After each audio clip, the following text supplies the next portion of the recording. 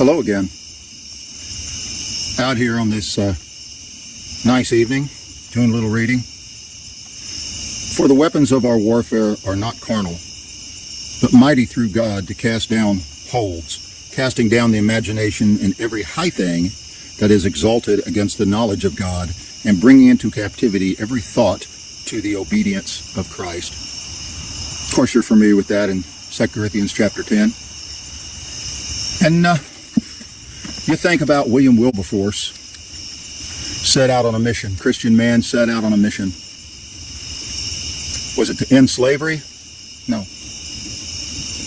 He set out to take captive the idea that slavery was an acceptable thing to have. And he did. He accomplished that. He made that idea bow before Jesus and get right when they eliminated slavery. He spent his life to do it, but he was taking the thought of slavery captive. What Paul is saying here.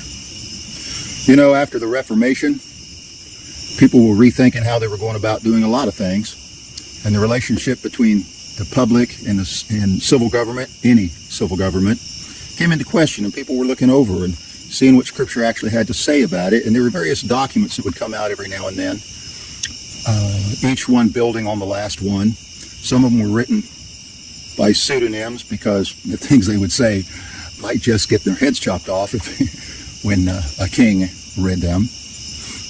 It culminated in a document in the late 1600s called Vindice contra Tyrannus.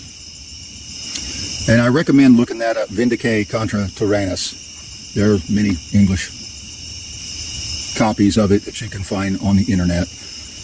But basically talking about the king is not the final authority. The king answers to God. Every civil government answers to God, who is the one true sovereign.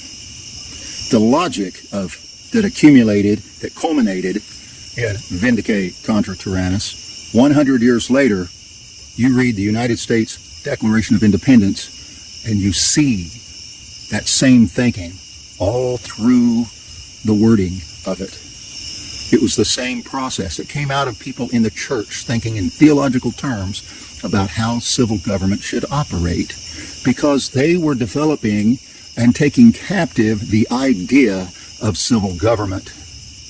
To take captive, that implies you go on an attack, a raid, your army against theirs, you conquer them, and you take slaves home. When it says making them submit to Jesus, in ancient times they would bring home their captives, maybe the king in chains, before your army, and make the king march down Main Street and take him and present him to your king, bringing captives home.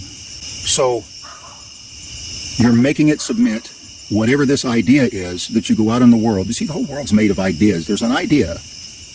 People live a certain way because in all this big community, millions of people around, because we have an idea of civilization, have an idea of big business, have an idea of how to run a business.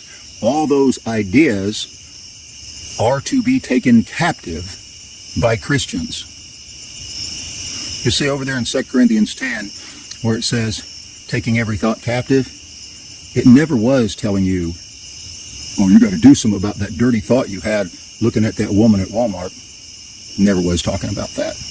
Of course, you really didn't need to be so petty that you needed a Bible verse to tell you that was wrong.